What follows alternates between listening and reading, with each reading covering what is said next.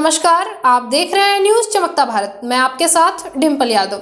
तमाम दर्शकों से टीम चमकता भारत ये अपील करता है, घर पर रहें, सुरक्षित रहें, मास्क अवश्य पहने, जरूरत होने पर ही घर से बाहर निकलें, सरकार की गाइडलाइन का पालन अवश्य करें। तो चलिए आइए नजर डालते हैं आज के मुख्य समाचार पर। जमशेदपुर में कोरोना काल के दौरान 500 किन्नरों का जीना हुआ मुहाल। आपको बता दें, जमशेदपुर शहर भी कोरोना वायरस के चपेट में आ गया है। वहीं राज्य सरकार ने कोरोना वायरस के संक्रमण को रोकने के लिए कोविड गाइडलाइन भी जारी कर दिया है।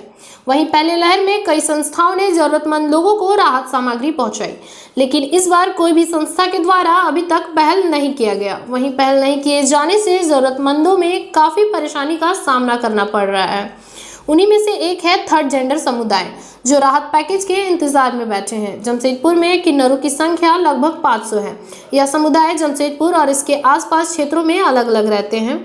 यह किन्नर समुदाय ट्रेनों के साथ साथ घरों में जाकर बधाई का कार्यक्रम कर अपने घरवार चलाती हैं, लेकिन पिछले साल लॉकडाउन होने के कारण ट्रेनों का चलना बंद हो गया। कोरोना ना हो उसे लेकर लोग घरों में बुलाने छोड़ दिए। उसके बाद इन लोगों की आर्थिक स्थिति खराब हो गई, लेकिन पिछले साल कोरोना में कई समाज सेवी संस्थाओं ने मदद भी की, जिससे उन लोगों का जीवन चल गया। लेकिन दूसरे दौर कर कोरोना के वेग ने अभी तक किसी प्रकार की मदद नहीं मिली है।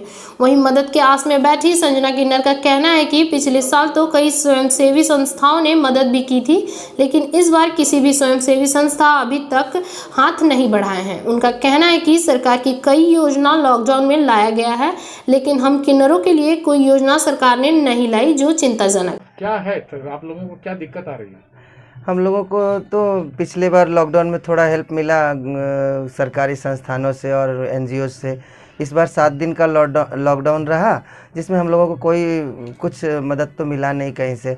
हम लोग ट्रेन बंद था, हम लोग अभी सिग्नल में मांग के काम चला रही थी। वहाँ भी अभी पब्लिक कम आ रहे हैं, तो सोशल डिस्टेंसिंग की वजह से कुछ लोग नहीं भी देना चाह रहे हैं। जो कुछ मिलता है नहीं भी मिलता है, जैसे तैसे हम लोग बना के खा रहे हैं। अभी कल से और भी लॉकडाउन लग जा रहा है 6 मई तक।